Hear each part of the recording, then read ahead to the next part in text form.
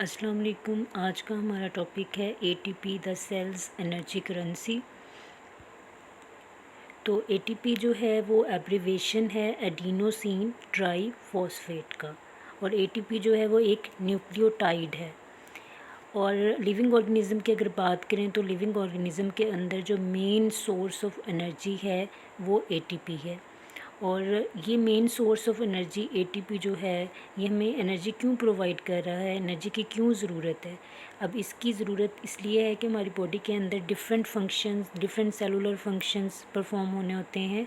तो वो cellular function जो हैं उनके परफॉर्म होने के लिए एनर्जी जो है वो रिक्वायर होती है। तो अब वो सेलुलर फंक्शन जो परफॉर्म करवा रही है एटीपी, उसमें एग्जांपल्स हमारे पास हैं सिंथेसिस ऑफ मैक्रोमोलिक्यूल्स। हमारी बॉडी के अंदर जो मैक्रोमोलिक्यूल्स होते हैं जैसे डीएनए हो गया, आरएनए हो गया, प्रोटीन हो गई, तो ये मैक्रोमोलिक्यूल्स है। मैक्रो मीन लार्ज, ठीक है, लार्ज मॉलिक्यूल्स।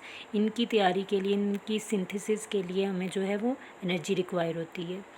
इसी तरह एनर्जी जो रिक्वायर है हमारे लिए या हमारे सेलुलर प्रोसेसेस के लिए, उसमें एग्जांपल है ट्रांसमिशन ऑफ नर्व इम्पल्सेस, ठीक है। जो नर्व इम्पल्स होती है जिससे मैसेज जो है वो ब्रेन से जो है बॉडी के दूसरे पार्ट्स तक जाता है, या बॉडी के डिफरेंट पार्ट्स से ब्रेन तक जाता है। तो ये जो नर्व इम्पल्सेस जो हैं इनको नाम दिया जाता है इन मैसेजेस को। तो ये नर्व इम्पल्सेस की जो ट्रांसमिशन हो रही है, इस ट्रांसमिशन के लिए भी एनर्जी रिक्वायर होती है।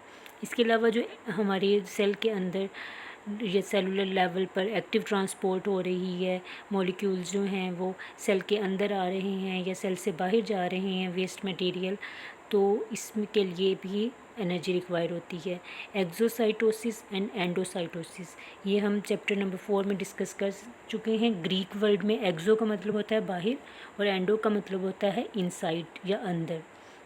तो सेल के अंदर और बाहर जो मटेरियल या सब्सटेंसेस मूव कर रहे होते हैं, इनके लिए भी एनर्जी रिक्वायर होती है।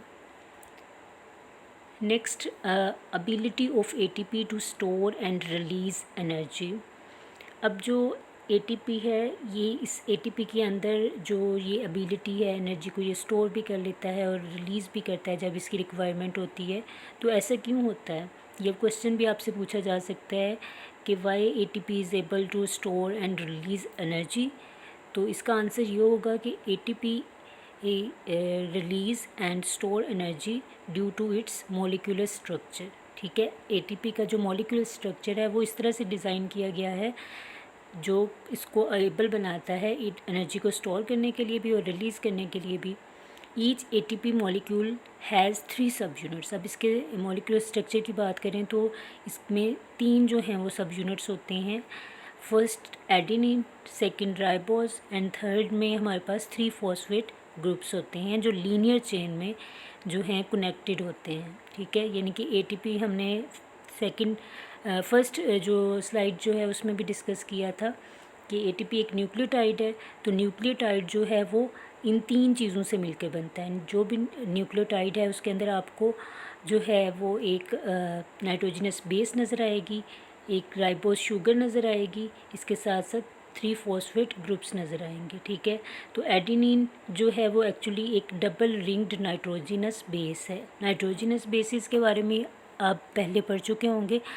नाइट्रोजनस बेसिस में आपके पास एडेनिन है, गुआनिन है, साइटोसिन है, थायमिन है, यूरासिल है। तो इन नाइट्रोजनस बेसिस में से जो नाइट्रोजनस बेस यूज़ हो रही है एटीपी के अंदर है उसका नाम है एडेनिन, ठीक है। और राइबोस शुगर जो है ये एक 5 कार्बन शुगर होती है, ठीक है। एक ऐसी शुगर है जिसके पास 5 कार्बन होते हैं, इसको पेंटोज शुगर भी कहते हैं।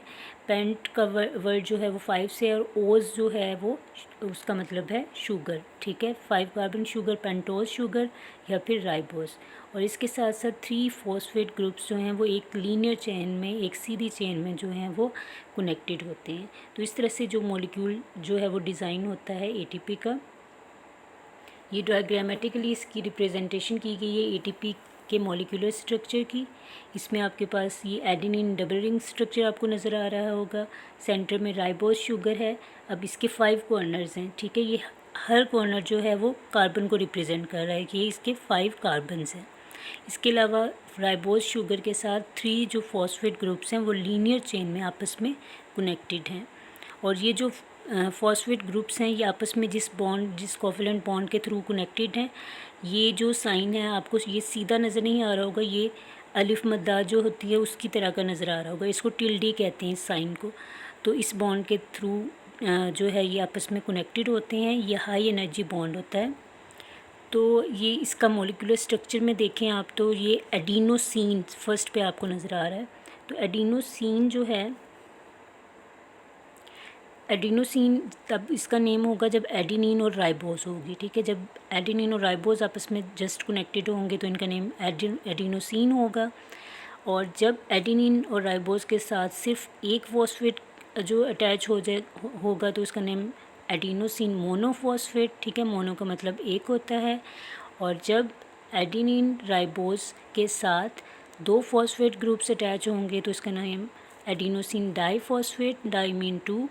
और जब एडिनिन और के साथ राइबोस अटैच होगा और राइबोस के साथ 3 फॉस्फेट ग्रुप्स अटैच होंगे तो इसका नेम एडिनोसिन ट्राईफॉस्फेट यानी कि ATP इसका नाम होगा, ठीक है।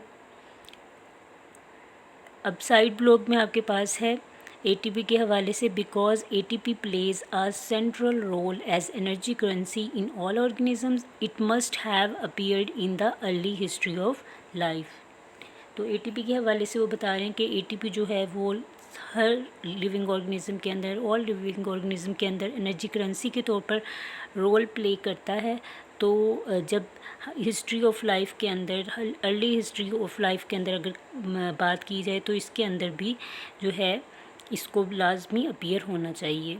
It must have appeared in the early history of life. अब ATP की डिस्कवरी की बात करें तो ATP was discovered in 1929 by Karl Lohmann and was proposed to be the main energy transfer molecule in the cell by the Nobel Prize winner Fritz Lipman in 1941।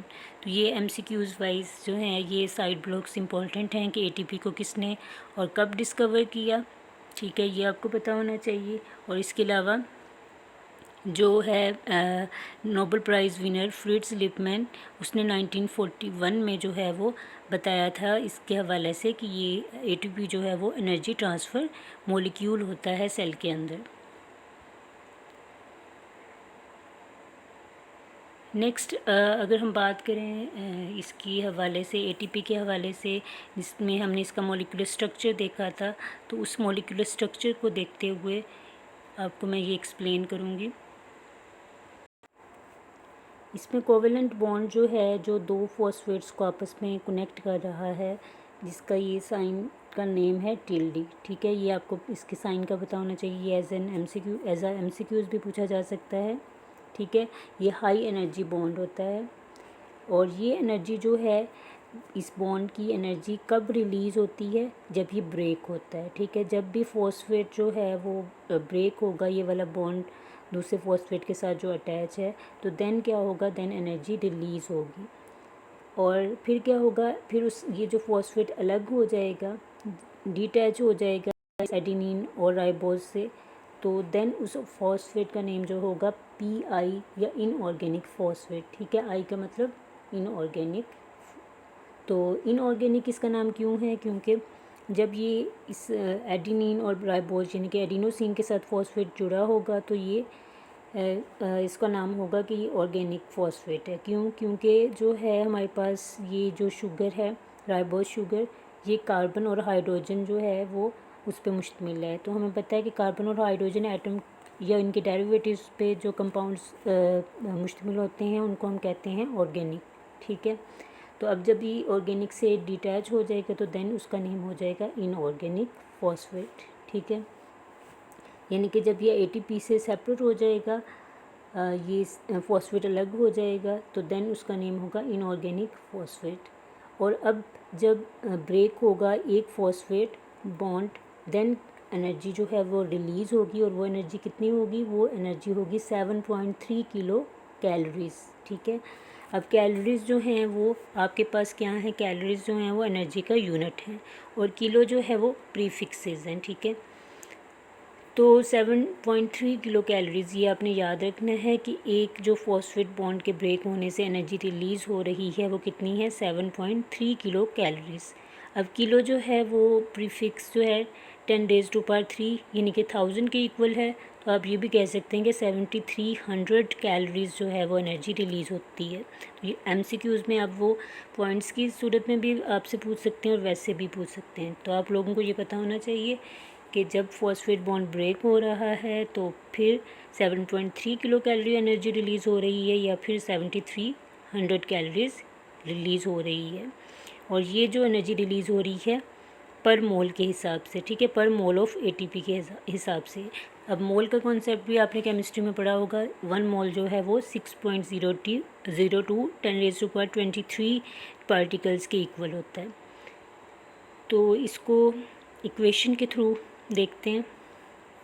First equation ये आपके पास है ATP plus water, ठीक है, आपके पास ADP आ गई plus PI plus energy, और ये energy कितनी है, 7.3 किलो कैलोरी पर मोल। अब ATP से जो है एक फॉस्फेट बॉन्ड अलग हो रहा है, तो ये अलग किस वजह से हो रहा है, किसकी मौजूदगी में, वाटर की मौजूदगी में हो रहा है, ठीक है। तो इसको हम हाइड्रोलाइसिस भी कहते हैं, यानी कि वाटर की मौजूदगी में जो बॉन्ड की ब्रेकेज हो रही है इसको हम हाइड्रोलाइसिस कहते हैं। Hydro mean water, lysis mean break होना। तो अब एक फॉस्फेट निकल गया है, पीछे 2 फॉस्फेट रह गए हैं। सो अब हमारे पास ADP बचा है और एक फॉस्फेट जो अलग हो गया है वो इनऑर्गेनिक फॉस्फेट है, इसका नेम PI है, और एनर्जी रिलीज़ हुई है इस टाइम, और वो कितनी एनर्जी है, 7.3 किलो कैलोरीज़। और कॉमनली अगर देखा जाए तो कॉमन जो एनर्जी के रिएक्शंस हो रहे होते हैं उसमें जस्ट जो आउटर साइड वाले 2 फॉस्फेट होते हैं वो ब्रेक होते हैं, यानी कि वो जो बॉन्ड्स आपको नज़र आ रहे हैं, ये मैं आपको दिखाती हूँ इसका molecule.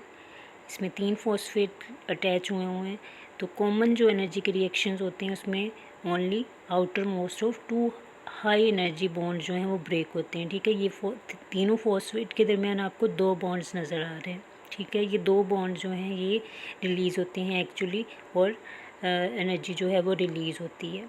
When this happens ATP becomes ADP, ठीक है। जब एक फॉस्फेट जो है वो इसमें से डिटैच होगा तो ये ATP ADP में कन्वर्ट हो जाएगा, यानी कि एडिनोसिन डाईफॉस्फेट में, और 1 फॉस्फेट जो है वो रिलीज़ होगा, और वो फॉस्फेट इनऑर्गेनिक फॉस्फेट होगा। इनऑर्गेनिक फॉस्फेट क्यों होगा, क्योंकि वो अब ऑर्गेनिक मॉलिक्यूल से डिटैच हो गया है। In some cases ADP is further broken down to AMP adenosine monophosphate and PI। अब कुछ जो हैं वो रिएक्शंस या कुछ केसेस ऐसे होते हैं जिसमें मज़ीद एनर्जी जो है वो रिक्वायर होती है। तो देन अब क्या होगा, एक पहले फॉस्फेट डिटैच हुआ था, अब एक और फॉस्फेट डिटैच हो जाएगा, तो अब उसका नाम ADP से AMP बन जाएगा, यानी कि अब सिर्फ एक फॉस्फेट रह गया है।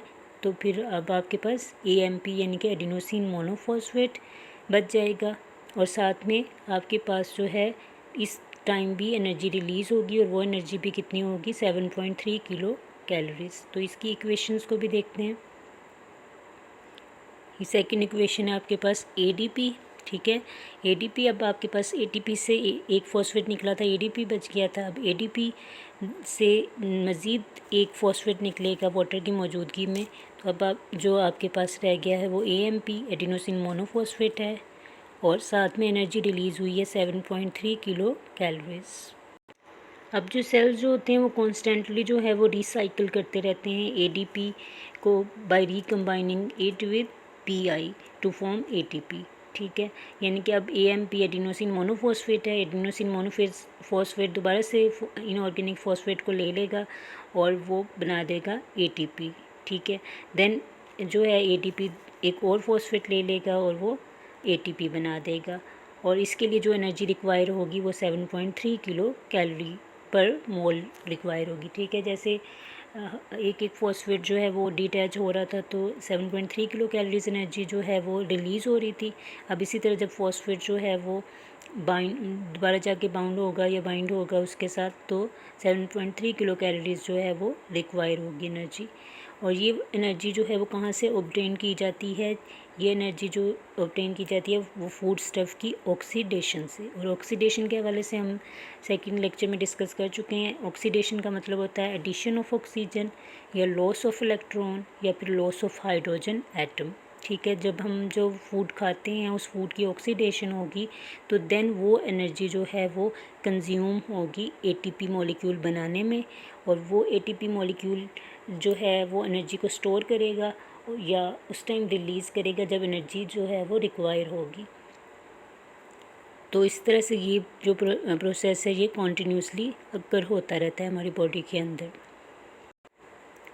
साइड ब्लॉक में जो है वो इन्होंने बताया हुआ है, when cells use energy to build ATP from ADP और ADP from AMP, they are really storing energy as we put money in bank. ठीक है, जिस तरह से हम बैंक में मनी जो है वो पुट करते हैं देन हम उसको विड्रॉ करवाते हैं, तो इसी तरह से अगर हम देखें हमारे सेल्स के अंदर, तो जब हम सेल्स के अंदर एनर्जी को यूज़ कर रहे होते हैं बिल्डअप करने के लिए एटीपी को, और वो एटीपी एडीपी से बनता है और एडीपी किससे बनता है, एडीपी एएमपी से बनता है। तो ये एक्चुअली हम क्या करवा रहे होते हैं, ये हम एनर्जी को स्टोर करवा रहे होते हैं, और फिर वो स्टोर जो एनर्जी हुई होती है उस एनर्जी को दोबारा से यूज़ करते हैं जब हमें उसकी रिक्वायरमेंट होती है।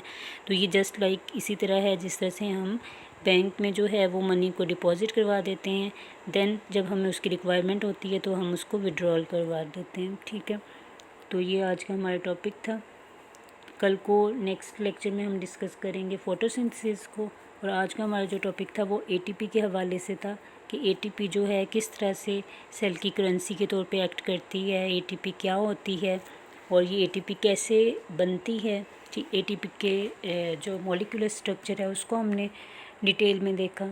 तो ये आपके पास लॉन्ग क्वेश्चन बन सकता है, और इसमें कुछ जो हैं वो एमसीक्यूज़ भी आ सकते हैं, जो साइड ब्लॉक्स हैं उनमें से स्पेशली आ सकते हैं। और ये एनर्जी के बारे में पूछा जा सकता है, कितने अमाउंट में एनर्जी जो है वो रिलीज़ होती है या रिक्वायर होती है। तो इन चीज़ों को आपने अच्छे से जो है वो स्टडी कर लेना है। ओके, ठीक है, नेक्स्ट लेक्चर हमारा जो होगा वो फोटोसिंथेसिस के हवाले से होगा। अल्लाह हाफिज़।